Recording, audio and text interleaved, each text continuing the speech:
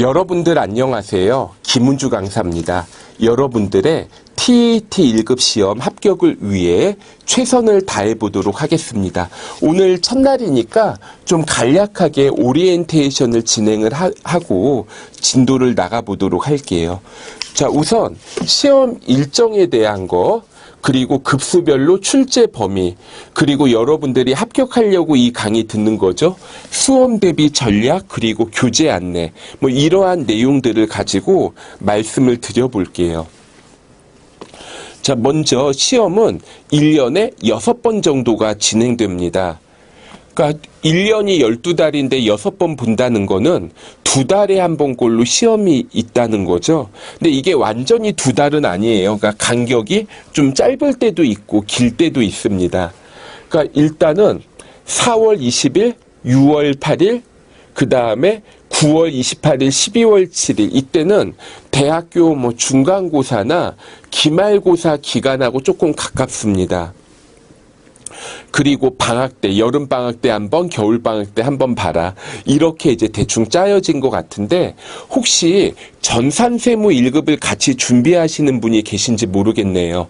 전산세무 시험하고는 안 겹치게 이렇게 이제 시험 일정이 구성이 되어 있고, 그리고 시험 시간은 오전 9시부터 10시 30분입니다. 혹시 책에 11시부터 보는 걸로 나와 있으면 잘못되어 있어요. 그러니까 시험 주관하는 홈페이지 들어가 보면 오전 9시부터 10시 30분까지 90분 동안 진행됩니다.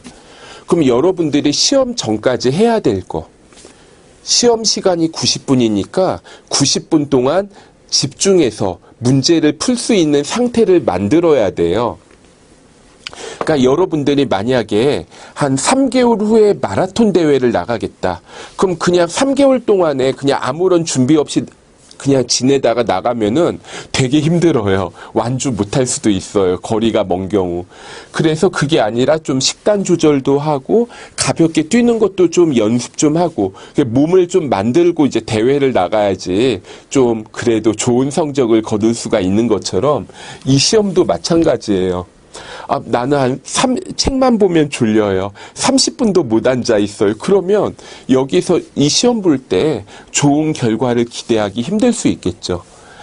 그리고 시험 주간은 한국공인회계사회 자격시험 홈페이지를 통해서 확인이 가능하겠고, 회계 관련된 프로그램을 만드는 회사가 크게 두 곳이 있습니다. 더존 비즈온이라는 회사가 있고 뉴젠 솔루션이라는 회사가 있어요. 그래서 AT 시험은 더존 비즈온에서 만든 스마트 A라는 프로그램으로 시험을 보고, 전산 세무회계라는 시험이 있는데 이거는 뉴젠 솔루션에서 나온 K랩이라는 프로그램으로 시험을 봐요. 시험 합격은 70점 이상이면 합격입니다. 이론과 실기를 같이 봅니다. 그러니까 여러분들이 시험을 볼 때 이론부터 하셔도 되고 실기부터 하셔도 돼요.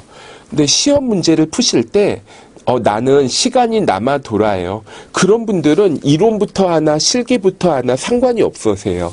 근데 시간이 좀 부족하신 분들은 어느 것부터 풀어야 될지 좀 전략이 필요할 수 있습니다.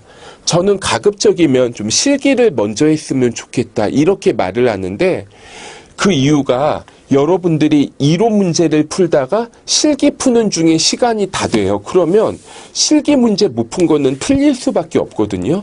근데 거꾸로 여러분들이 실기 문제를 풀다가 이론 문제를 풀고 있는데 시간이 끝나버려요. 그러면 우리 시험은 이론은 객관식 사지선다형으로 나오니까 4분의 1 확률이라도 좀 기대 보실 수가 있거든요. 그리고 합격률에 대한 건데, 책에 보면 합격률이 몇 회차에 몇 퍼센트 막 이렇게 써 있습니다. 그런데 이게 여러분들한테 도움은 안 될 것 같고, 대략적으로 제가 평균을 내보니까 TET 1급은 시험을 주관하는 곳에서 20% 정도 합격률이 나오게 만들고 싶어 한다. 물론 정확하게는 안 되죠. 그래서 만약에 이걸 봤을 때 이게 중요하진 않아요. 여러분들이 시험이 어렵게 나오더라도 합격할 수 있게 실력을 갖춰 놓으면 되죠. 근데 막 물어봐요. 이번에 쉽게 나올 것 같아요? 어렵게 나올 것 같아요?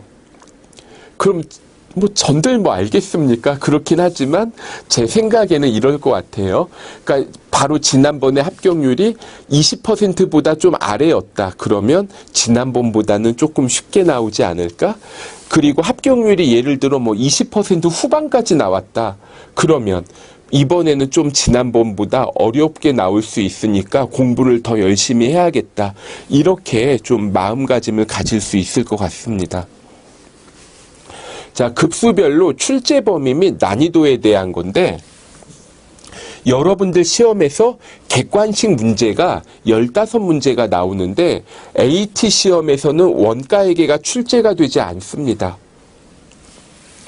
재무회계가 7문제가 나오고요. 그리고 부가가치세 2문제, 소득세 3문제, 법인세 3문제, 이 정도가 출제가 될 거고, 그 다음에 이제 전산 실습이 출제가 되는데, 그럼 이론이 그럼 15문제, 한 문제당 2점, 30점이고 실기가 70점인데 대략 이런 식으로 구성이 되는 것 같아요.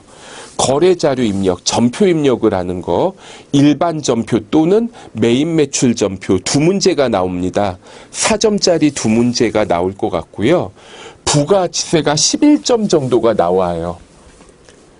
그리고 결산이 4점짜리 한 문제가 나와요. 그러니까 부가하고 결산 합쳐서 15점. 거래자료 입력과 원천징수 합쳐서 20점. 이런 식으로요. 그런데 이 부가가치세 문제가 정해져 있어요, 거의. 일단 4점짜리 문제로 수정세금 계산서가 한 문제 나오고, 그리고 TAT 2급에서는 부가가치세 신고서를 안 물어봤거든요. 가산세 안 했죠. TAT 1급에서는 부속 서류를 물어보는 대신에 부가가치세 신고서 작성을 물어볼 것 같아요. 그래서 수정세금 계산서 4점, 부가가치세 신고서라는 게 예정신고를 누락을 해요. 또는 확정신고 기간의 일부를 누락해서 수정신고를 해요. 확정신고 기한까지 신고를 못해서 기한 후 신고를 해요. 예정신고 누락분이 있는 경우, 그 다음에 수정신고, 기한 후 신고, 셋 중에 하나를 가산세와 같이 물어볼 것 같습니다. 결산.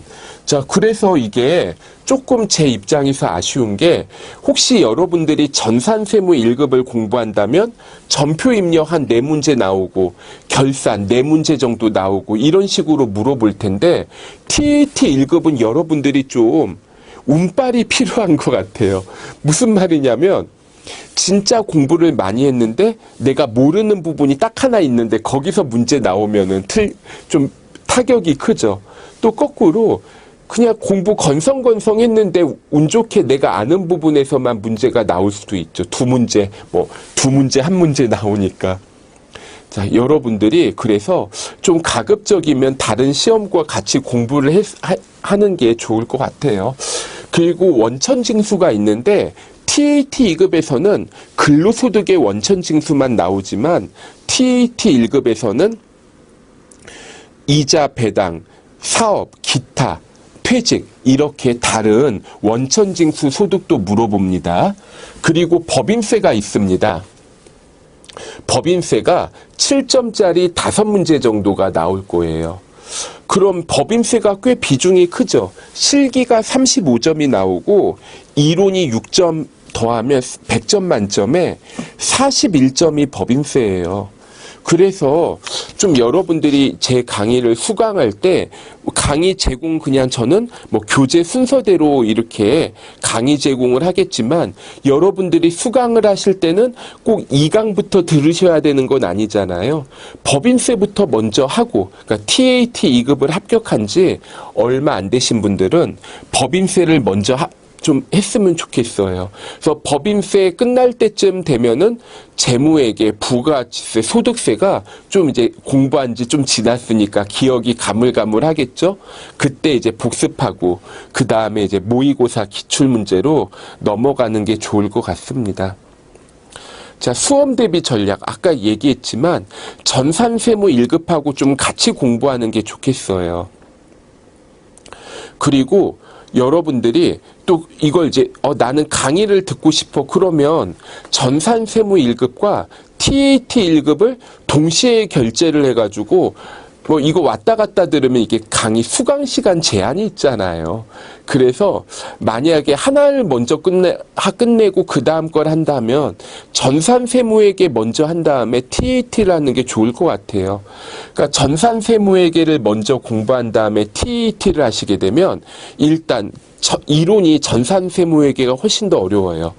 그 대신 범위도 넓고 그 대신에 이걸 끝내고 나면 TAT 할 때는 이제 프로그램만 좀 바꿔서 연습하면 되는데 TAT를 한 다음에 전산세무 1급 하면 또 이론 부분을 다시 처음부터 공부해야 돼요. 그리고 이거 할 때 TAT 2급과 TAT 1급을 동시에 하겠다. 이런 분도 계실 것 같습니다. 그분들 같은 경우에 TAT 2급을 먼저 끝내고 그 다음에 TAT 1급으로 넘어가는 것이 좋을 것 같습니다. 동시에 하는 것보다. 하나 끝내고 그 다음 걸로 넘어가는 게 좋아요. 자, 교재는 이 책으로 합니다. 3일 인포마인에서 나온 I-CAN TAT 1급 이 책으로 이제 강의를 할 거고 간혹 가다 보면 뭐 좀 이런 분들이 계세요. 책이 아니라 전혀 다른 책 가지고 강의 들으시려고 하는 분들이 계시는데 아마 뭐 답답할걸요? 책 순서도 다르고. 그러니까 이 책으로 하시는 게 좋고 또 2018년 책으로 강의를 들으시려는 분이 계시는데 책값 이거 정가 3만 원이네. 좀 할인해서 어떻게 살 수 있으면 좀 그래도 되고요. 그냥 새 책으로 하시는 게 좋아요. 왜 그러냐면 세법이 매년 개정되죠. 회계는 안 바뀌는데 세법이 바뀌어요. 그리고 또 기출문제가 좀 다릅니다. 그러니까 2019년 책은 2018년에 진행되었던 기출문제가 추가가 되는데 2018년 책에는 당연히 2018년 기출문제가 없겠죠. 그러다 보니까 좀 2019년 책으로 듣는 게 좋겠습니다. 자, 당부드리는 말씀, 마지막 잔소리.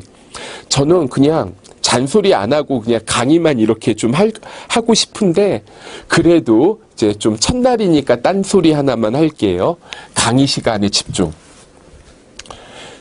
그리고 이 수업을 들을 때 컴퓨터, PC로 수업을 들으실 수도 있고 모바일로 들을 수도 있는 걸로 알고 있는데 모바일보다는 그냥 PC로 수강하는 게 좋습니다. 이게 이론은 괜찮아요.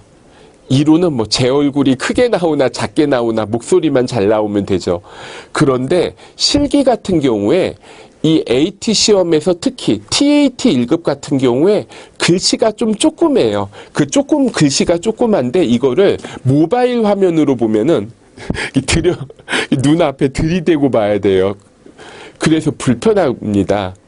PC로 듣는 게 좋겠고, 그리고 이제 여기뿐만 아니라 대부분의 인강 사이트들이 속도 조절 기능을 지원을 해주는데 이건 특히 학생이신 분들이 막 이래. 그러니까 보통 이제 직장인 분들이 공부할 때는 이거 하나만 공부하시는 경우가 많은데 학생인 분들은 이것도 하고 친구도 만나야 되는 것도 있겠지만 또 뭐가 있을까? 다른 자격증도 따야 되고 영어도 공부해야 되고 하니까 이거를 강의를 빨리 듣고 싶어서 막 속도 조절을 1.4, 1.6배속 막 하시는 분들이 계세요. 제가 말을 빨리 할 줄 몰라서 빨리 안 하는 게 아니고요. 저도 이제 학생이던 시절도 있었지만 선생님이 또 너무 말을 빨리 하면은 또 이제 필기하기도 힘들고 그런 점도 있고요.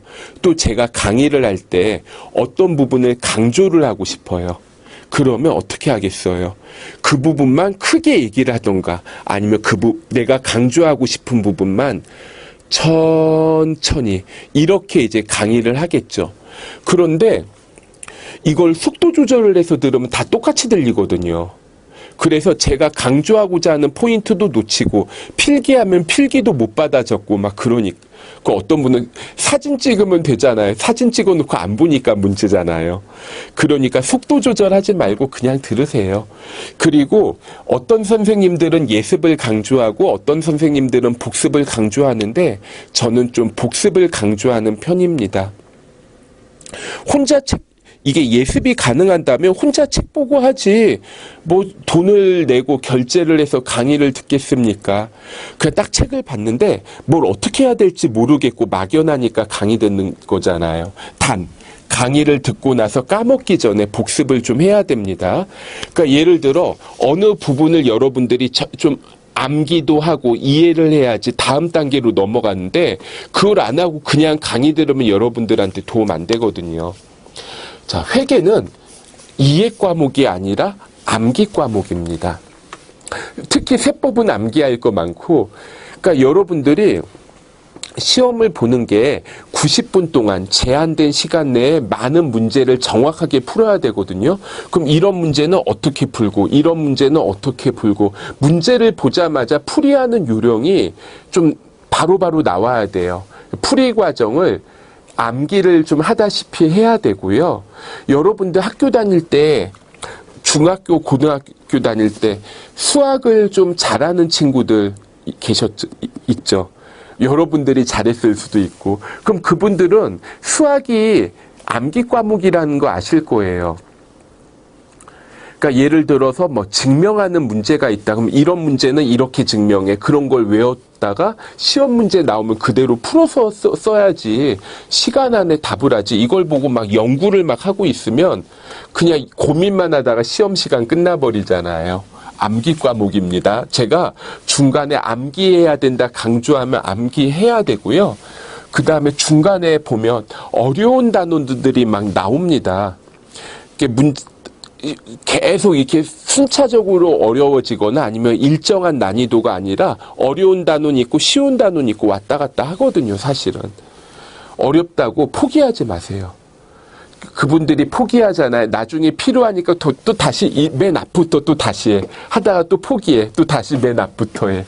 그러지 마시고 좀 당장 힘들더라도 좀 이겨냈으면 좋겠어요. 그리고 제 강의에서 다음 시간에 제 카톡 아이디를 알려드리거든요. 그래서 카톡을 통한 질문을 좀 받습니다. 궁금한 거 있으면 카톡을 통해서 물어보는 게 저도 이제 강의도 하지만 또는 이제 다른 것들 공부도 하고 막 그러거든요.